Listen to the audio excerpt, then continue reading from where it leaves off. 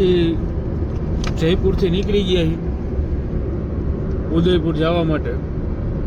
નાસ્તો પાણી કરી લીધો. ઉદયપુર જઈ લગભગ વચમાં સાવરિયા સેઠ આવશે. લગભગ 99.99% દર્શન કરવા જવાના છે. તો વિડીયોમાં દેખાડશે આપણે. ઉદયપુર ફાઇનલ.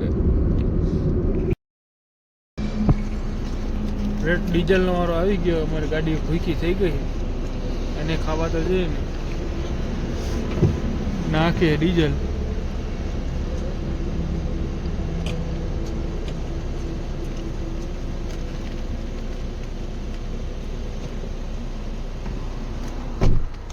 મને એવું લાગે ખોટો લાગી ગયો. ખટક ખટક આવ્યું 2900 રૂપિયાનું. 32 લીટર આવ્યું છે. 90 રૂપિયા ભાવ છે.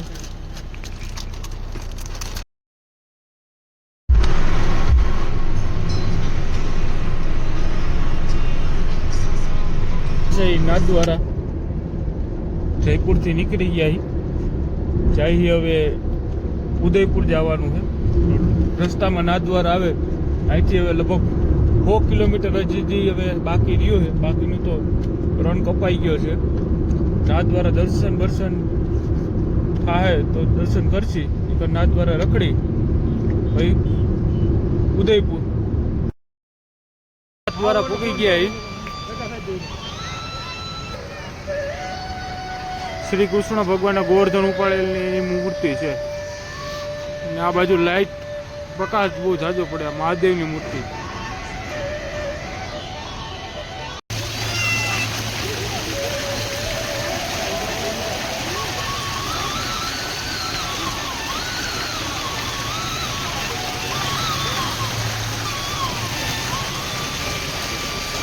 બહુ સારી જગ્યા છે.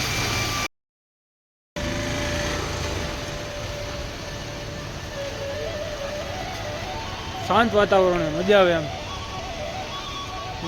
મનને શાંતિ થાય ને એવું છે. મજા આવે. નાથદ્વારા મહાદેવની મૂર્તિ આમાં દેખાતી લાઈટ છે આખી. અમે થોડાક મોડા પહોંચ્યા. અમારે થોડુંક મોડું થઈ ગયું ને. એમાં મંદિર બંધ થઈ ગયું. જયપુરથી નીકળ્યા હતા ને મોડા એના કારણે. કાંઈ વાંધો નહીં. નેક્સ્ટ ટાઈમ દર્શન કરશું ભોળાનાથ. મહાદેવની મૂર્તિ વિશ્વની મોટામાં મોટી મૂર્તિ છે અહીંયા મહાદેવની. રોડ ઉપરથી નીકળો ને 4-5 કિલોમીટર આગળ હોય ને ત્યાંથી દેખાવા મળે કે મહાદેવની મૂર્તિ છે. હાલો જવાનું છે હજી ઉદયપુર અહીંથી હજી લગભગ 45-44 કિલોમીટર છે. હજી 44-45 કિલોમીટર હજી જવાનું છે ઉદયપુર.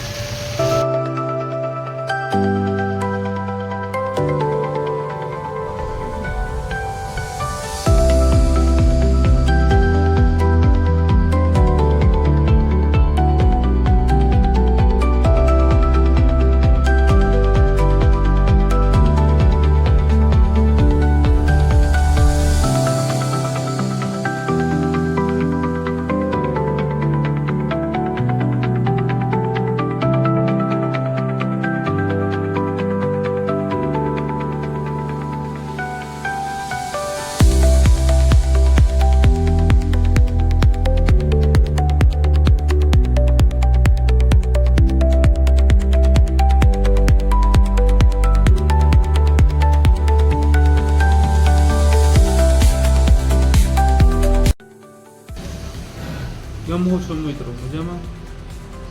રાતના બહુ મોડું થઈ ગયું હતું. 12-12:30 થઈ ગયા હતા. ઉદયપુરમાં બધી હોટલ ફૂલ હતી. એક માન કરીને એક હોટલ મળી છે. એમાં રોકાણા. કાલ રાતે હેરાન થઈ ગયા. પછી ભૂલાઈ ગયું બધું. રાતને 12:30 વાગે મેં વિડીયો એડ કરવાનો હતો. લાવો વિડીયો એડ કરી તો નહીં. ચલો કંઈ સારું લાગ્યું હોય તો લાઇક શેર એન્ડ સબસ્ક્રાઈબ કરવાનું ન ભૂલતા. બાય.